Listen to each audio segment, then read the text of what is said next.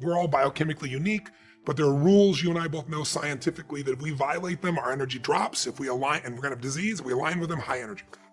So that's the science of achievement.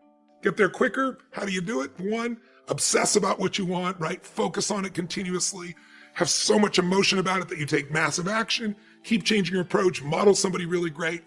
And then with some grace, take some grace too. Yep. Some call it luck. Some call it God. If you do the first 3 steps, that 4th step usually kicks you over. But the more important lesson, and the one that I'm obsessed by getting to people's minds, I really appreciate me planting the seed with everybody. The one that'll change your life more is the art of fulfillment. And I say the art of fulfillment because what will turn you on, excite you, fulfill you is going to be different than this man here who I know is your friend behind the camera and this beautiful lady here. It doesn't matter how close we are, we all still are fulfilled by slightly different things. And so, what I really want is I believe that success without fulfillment is the ultimate failure. And I really want people to be fulfilled even more so because billionaires, that sounds ridiculous, but they're a dime a dozen. That's an exaggeration. Lots of people become billionaires. What's a hell of a lot more rare is someone who loves life every single day and stays happy when it doesn't go their way. There's nothing worse than an angry rich man, an angry rich woman. You want to slap them. It's like they have every benefit in life. But that's what the human mind does. The human brain is 2 million years old, and this is not designed to make you happy. It's designed to make you survive. And survival, it does it by fear. So what the brain does is looks for, what do I need to fight or flight from? And so it's always looking for what's wrong. And our minds can take us over unless your heart is what's running you. So what I try to do is show people how to shift that. And I try to do it 2 ways. One is I jolt them. Now, one way you can do that is if about 2 years ago, we lost what I consider to be a national treasure, Robin Williams. Yes. How much did you enjoy or love Robin Williams? He was incredible. And when I heard that news, it was just like everything stopped. And it was devastating to think also that it's life. Well, if you think about it, here's a guy. I met him once. I was at a TED Talk, and he loved it, and it was my birthday, and he came, and he stood in a restaurant, surprised me, and started singing happy birthday to me as a Jewish woman, as a Russian, all these things. He was such a beautiful soul, and I've never lost to suicide, and I had no idea that years later that's where he'd be, and he never reached out to me. But here's why I bring it up. Here's a man that was a master of the science of achievement. He knew how to take whatever he envisioned and make it real. He wanted to have his own TV show. Everyone told him it was impossible. He did it. He wanted the #1 show, Mork and Mindy. He did it. He wanted a beautiful family. He did it. He wanted to make more money than he could ever spend. He did it. He wanted to make movies. He did. He wanted to make movies and win an Academy Award for not being funny, his #1 skill. And he did it, right? He wanted to make the whole world laugh, and he did it. And he didn't just kill himself. He hung himself in his own home. It's self-full to be first, to be as good as possible to you, to take care of you, to keep you whole and healthy. That doesn't mean that you disregard everything and everyone, but you want to come with your cup full. You have to ask for what you want and don't settle for what's available or what you think you can get. Say it again. They told me say it again. A spiritual code of conduct says that you have to ask for what you want and do not settle for something because it's all you think you can have or because it's what's available. If you want it single, don't settle for it if it's married. Let me take a walk.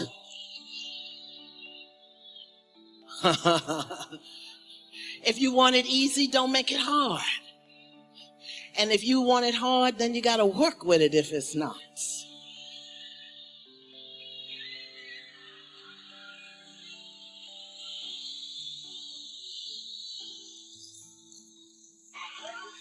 Ask for what you want. And ask for the things that are going to up-level your wattage in life. Don't settle for things that are going to dim your light. Up-level your wattage.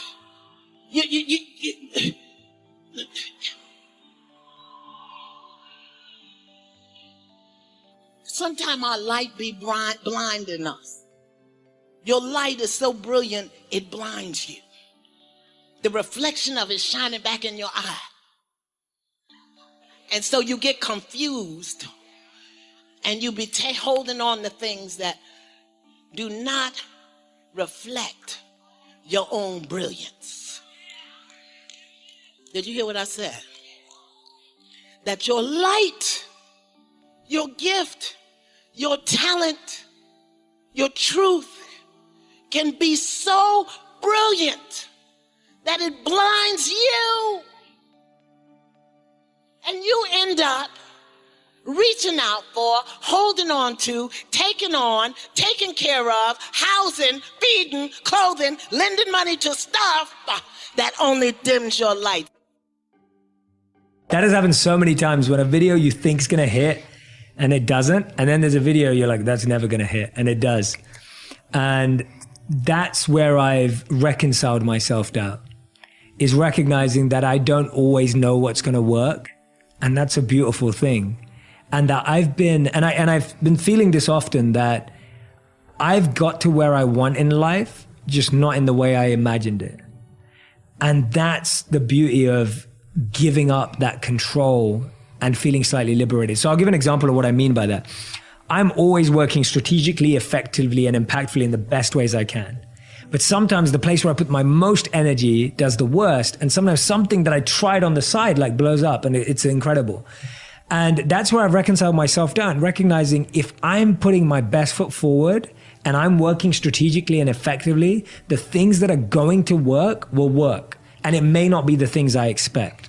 And what we're doing is, or what I do sometimes too, is you're so focused on wanting one thing to work, you miss the fact that there's like 9 other things that are happening that are amazing around you that you could never have dreamed of. And I've seen that in my life countless times where I wanted one thing to work, 3 things were working over here, but I was so like, why is this not working? Like, why is this not working? That you miss that. So self-doubt for me is something that I've tried to build a close relationship with.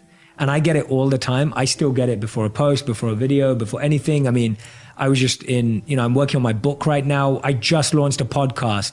And before I launched the podcast, I had no idea how well it was going to do, how badly it was going to do, or anything. And there was a part of me that was like, are people going to listen to this? Like, are people going to care? Like, I ask myself all those questions still today. Number one, I'm glad I asked myself those questions. It means I'm human. It means that I care. It means that it's important to me. I speak at so many conferences and everyone always asks me, do you still get nervous? I go, yes, I get nervous because I care. The day I stop feeling nervous, that means I don't care anymore. If I don't care anymore, that means I don't love what I do anymore. So for me, the first thing is I recognize that self-doubt just shows me that I care and that something's important to me. Whereas I don't doubt myself around things that I don't care about. Like if you asked me a question right now about what's the recipe for this amazing dish, I wouldn't know, and I'd say, I don't know. And I'd be okay with it because I don't care about cooking. I'm not a cook, right? But if it's something that you care about, you'll have self-doubt. The second thing that I do with self-doubt is I go, okay, if that's the things that I'm doubting myself for, what strategies, what can I put into place to overcome them? Doubt is just a great way of making you check what you need to work on. So if my doubt is, oh my God, not enough people are going to listen to this. So I'm like, okay, so how do we make it more listenable? How do we make the content better? How do we make the conversation better? If my doubt is, I don't feel like people are going to like this topic. Okay, what themes am I good at talking about? What is, it's a great checking system to improve what you have. So don't look at self-doubt as negative. Turn it into a positive by actually asking yourself those questions.